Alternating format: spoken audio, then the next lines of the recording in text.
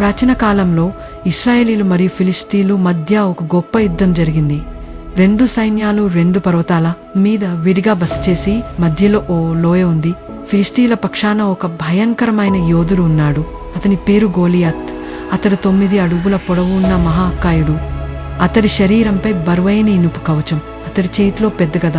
ప్రతిరోజు అతడు వచ్చి ఇలా సవాలు చేసేవాడు, మీ సైన్యంలో ధైర్యం ఉన్నవాడు ఎవరైనా ఉండగలరా? ఒక్కవాడు నా ఎదుట రావాలి.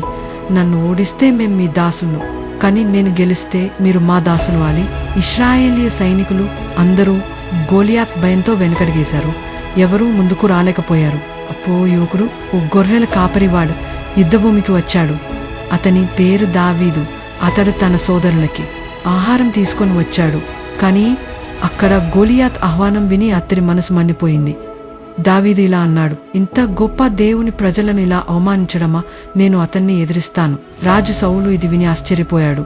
నీ వైశ్యం అతనిని ఎలా ఓడిస్తావు అని అడిగాడు. నన్ను దేవుడు సింహాల నుంచి బాలుకల నుంచి కాపాడాడు. గోలియాత్ను కూడా ఆయనే ఓడిస్తాడు. దావీదు కవచం లేకుండా, ఖడ్గం లేకుండా యుద్ధానికి వెళ్ళాడు. అతడి చేతిలో కేవలం ఒక బుల్లె స్లింగ్ షాట్ మరియు 5 చిన్న రాళ్ళు మాత్రమే ఉన్నాయి. గోలియాత్ దావీదుని చూసి నవ్వుతూ ఇలా అన్నాడు, నన్ను నీవు కుక్కలా చూస్తున్నావా?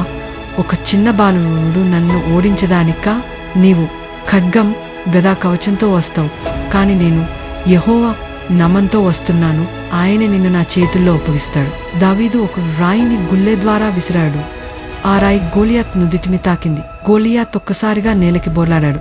అతడు చనిపోయాడు. ఇశ్రాయేలీలు జయగర్జనలు చేశారు. గోలియాత్ చనిపోవడంతో ఫిలిష్తీయులు పారిపోయారు. దావీదు గెలిచాడు. తన శరీర బలంతో కాదు, తన విశ్వాసంతో, తన ధైర్యంతో, దేవుని మీద కన్న నమ్మకంతో.